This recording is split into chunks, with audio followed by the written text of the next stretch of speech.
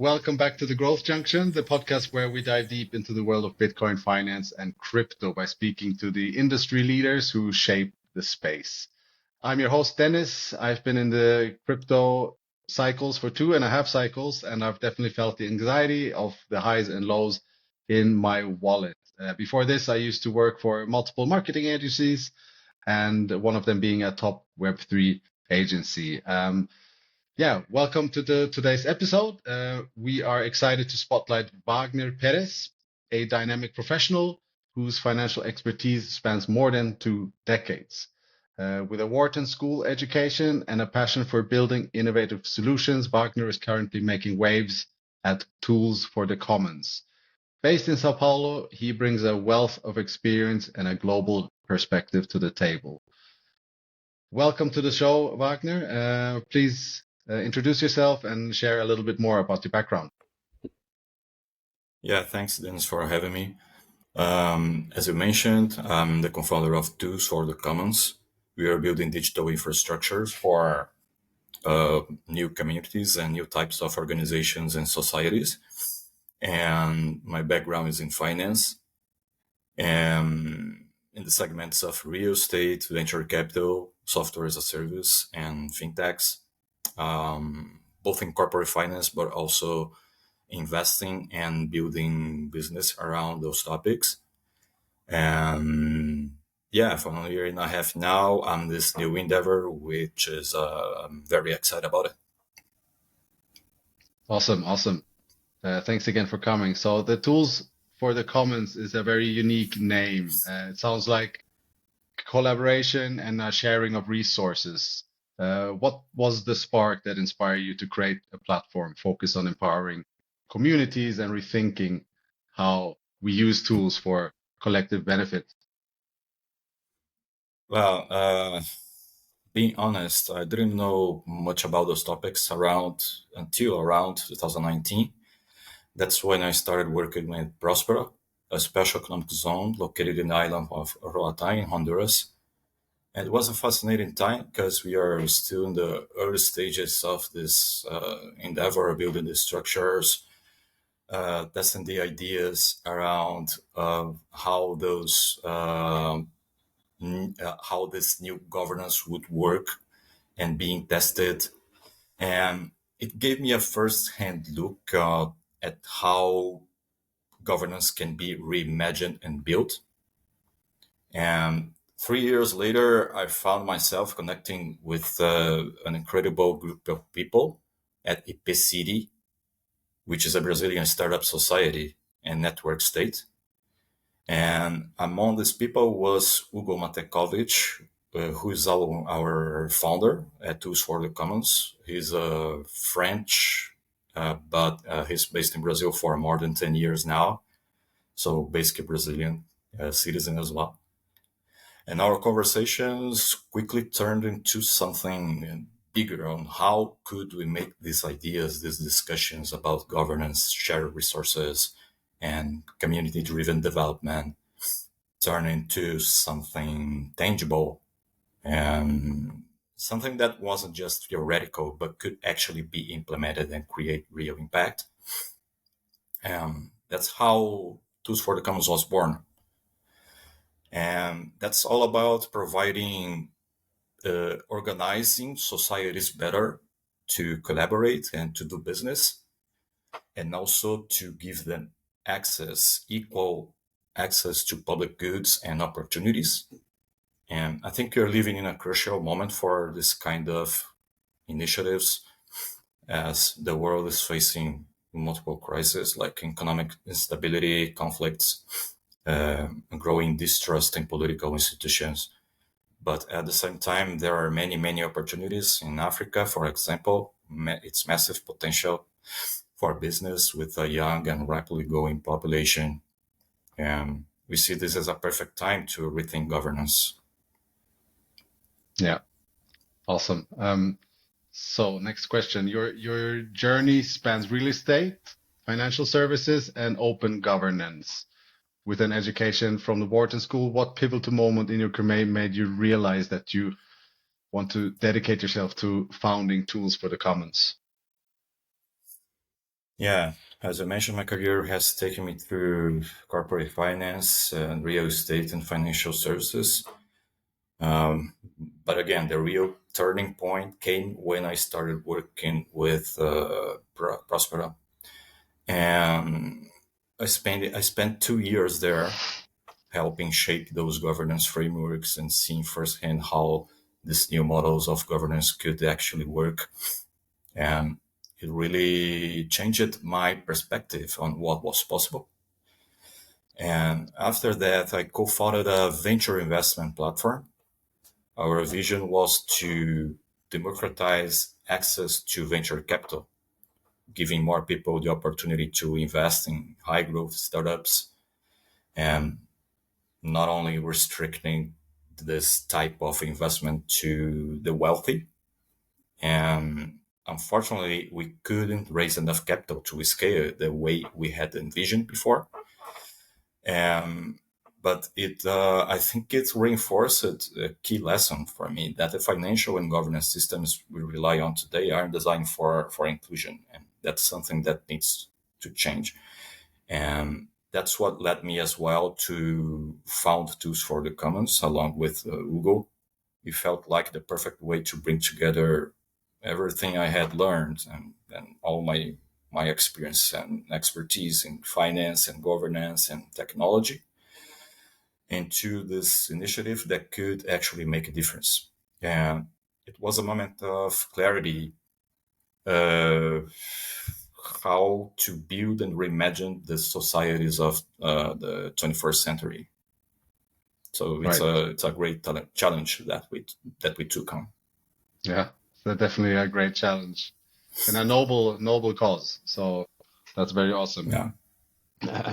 So from your vantage point in Sao Paulo, working across industries like, real estate and governance, what emerging trends do you see reshaping how communities and businesses collaborate, and what challenges do you think are still holding us back?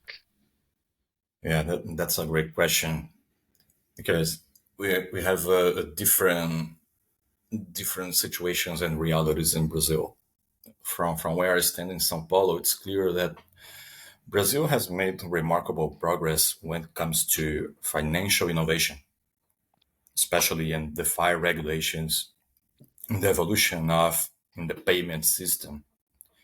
In many ways, Brazil is one of the most advanced countries in the world in this space.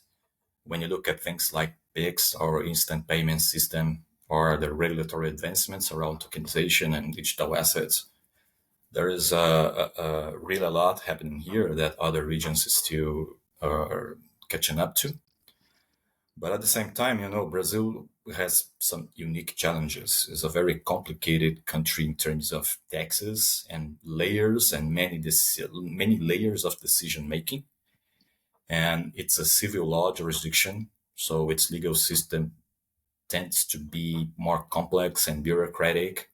That makes it harder to quickly implement new governance models or test out innovative approaches without navigating a long and often unpredictable regulatory process. Hmm. Um, that's why we believe in the power of governance sandboxes, so places where we can experiment, refine, and prove new models in a controlled environment so it can be secure and safely scaled.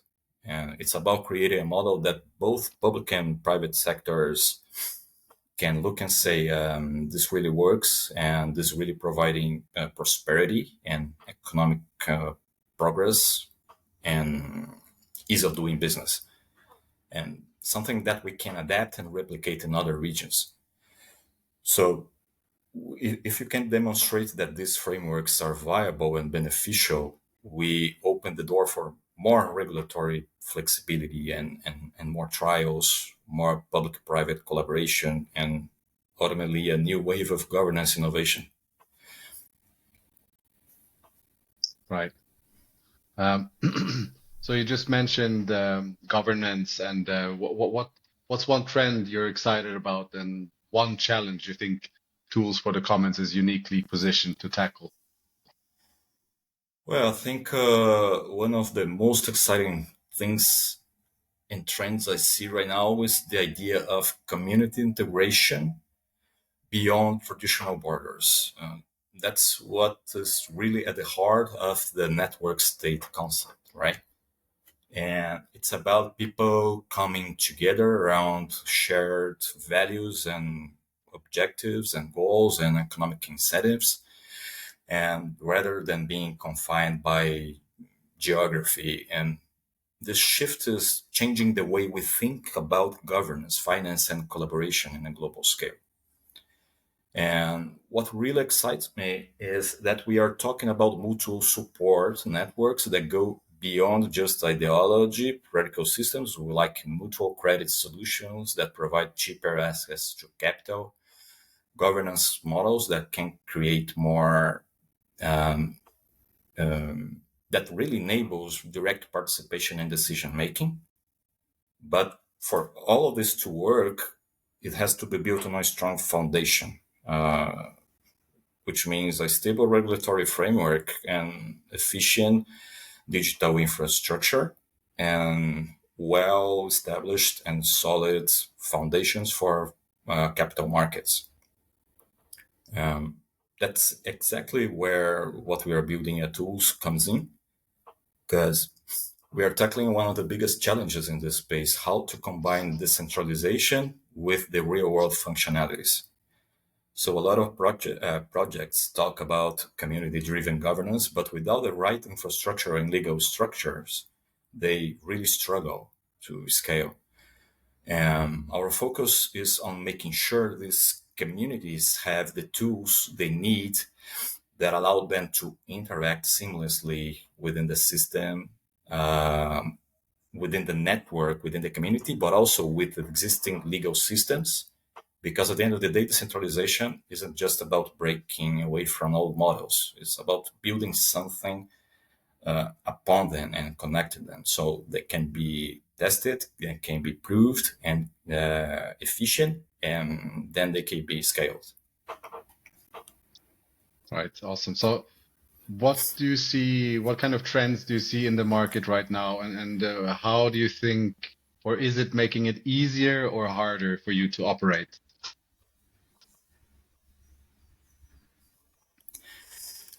Um, I think definitely the current market trends are making it easier for us to operate in the sense that, as I mentioned before, all this progress being made here and there, specifically in some locations and under some legal and regulatory frameworks and technological advancements here and there as well in the crypto world, all of this bundled together will come up to what we are building.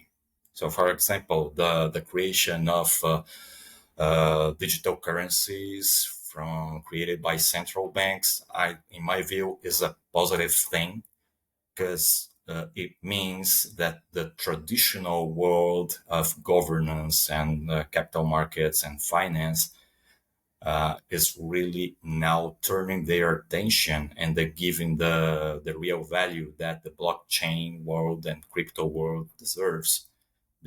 Because crypto and blockchain, they don't mean merely speculation. They mean something much, much bigger, which is integration, which is traceability of data, and yeah, so the real value of those application tools is being discovered right now by the regulators and by the investors, and this is very interesting, and I think it's a very positive wave to what we are building and to every business that could eventually be building something along the lines that we are building as well. Yeah, definitely.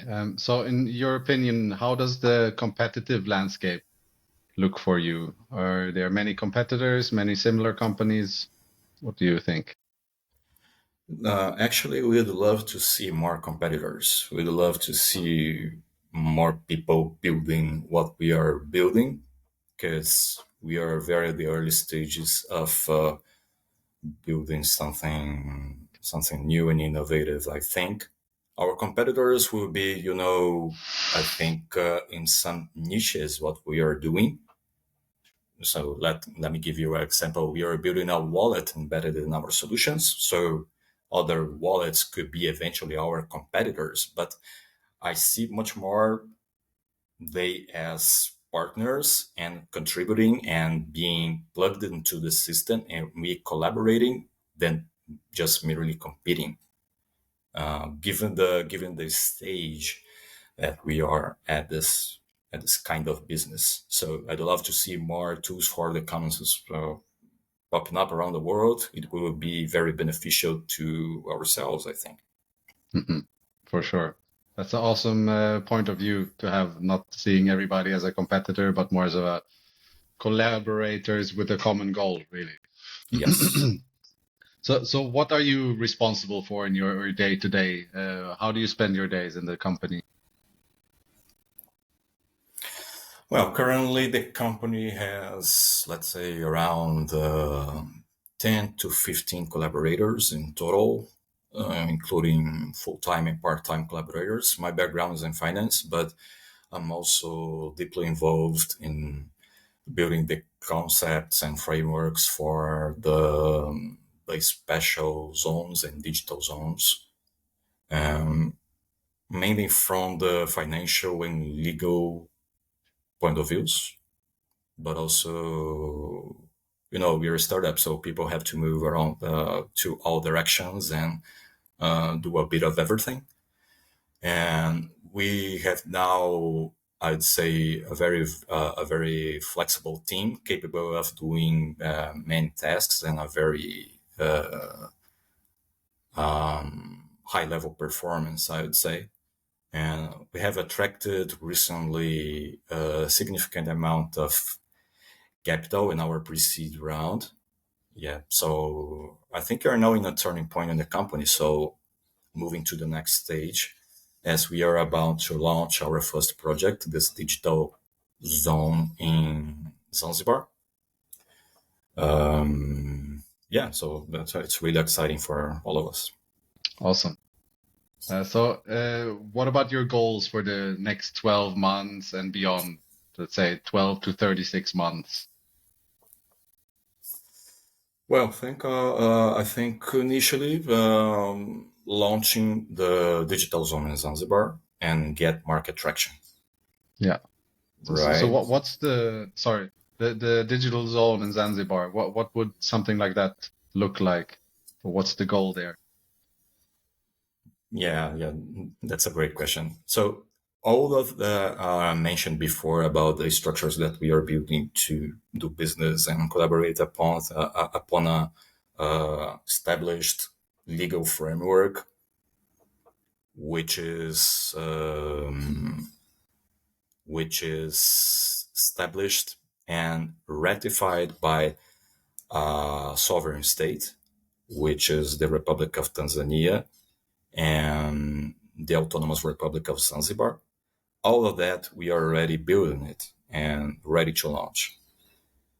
So imagine this product, this environment, as a place where individuals can get into this platform, open their business, and manage their business, issue invoices, sign contracts, and transacting money. Within the zone is going to be a stable coin, but of course there are flexible mechanisms for on-off ramping, so you can issue your invoice in a fiat currency and receiving crypto into the zone. And so transacting money, issue invoices, signing documents, open your company, and do business with other business and people within this environment, this community. So those are functionalities that we are going to build once we have enough volume and number of users into this the zone. So there's a community building process to be put in place.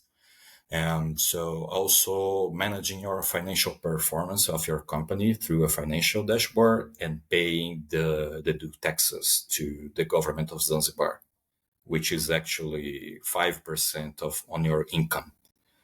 So the main idea is first to make it easy for you to do business and make it easier for you to connect, make it easy for you to do all of that with no hassle, um, regardless of the place you are, right? So you can be a digital nomad, you can be a digital entrepreneur. And if you have access to the digital zone, if you have your business established there, you're you're secure because you are not operating in a shady jurisdiction. It's recognized by a sovereign state, and you're operating seamlessly and from the perspective of doing business and transacting money as well. Hmm. Very cool. So now to the magic wand question. If you had a magic wand and could wave it to solve one thing in your company, what would it be? If I could solve one thing in my company, Yeah, with the snap of a finger. I think what you need at this point is capital. If you have more capital, we are able to do anything because we have people we have people onboarded and we have a lot of people outside already interested on what we are doing, willing to collaborate and willing to Hmm. build this with us. So if you have capital to attract people, and so we attract people, with people come a better product, a better strategy. With a better product and strategy come clients come in, and if clients come in, revenue comes in, and it's a positive cycle. So I think this is the turning point right now. And as I mentioned before, we are in a pre-seed round and getting a good traction in the last 40 days.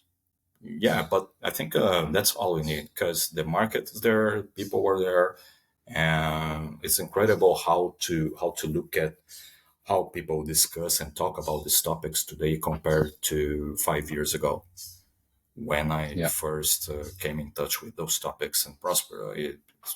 It's been changed a lot for good, and people now understand better what we are building. I think there's still a lot to do to explain and to convince and somehow to demystify some things around the crypto and blockchain world, but it's happening. Hmm. So after the Zanzibar project, if that gets completed, what would be the next steps? Mhm. Yeah, we are focusing a lot now on this business model for the digital zones. It started in Zanzibar, and we have a pipeline of interesting projects. In Central Asia, we have one project getting traction, another one being built from the working on legal frameworks for a country in the Mediterranean, and some projects in early stages getting some tractions in Brazil as well. So our intention in Brazil, as I mentioned before, for its decision making process and many layers, is working with some municipalities and states to perform some kind of digitalization of the board of trades, you know, and working with the specific laws for tax incentives and regulatory incentives. So creating uh, sandboxes and small initiatives and pilot projects and things around those lines to make them grow and connect at some point. And our intention is to build a digital ecosystem for the Amazon region. Of course, there's a lot of potential there and many untapped opportunities. Hmm.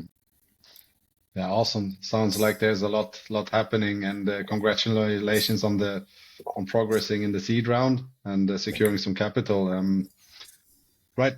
Thank you so much for coming on, Wagner. Please tell people where they can find you, the company, and yeah, any last words if you have it, then you can share them now. Yeah, we have our page on LinkedIn, Tools for the Commons. I'm on LinkedIn as well, Wagner Perez. We also have our channels in X and Instagram. So yeah, I invite all to follow us because it's a very interesting moment. Awesome. Also, all the links will be shared below this video, of course. Uh, Thanks everyone for tuning in. If you found some value from this video, please like it and share it. You know the deal. And I'm Dennis, your host. Thanks again to Wagner for coming on, and we'll see you next time. Thank you. Bye for now.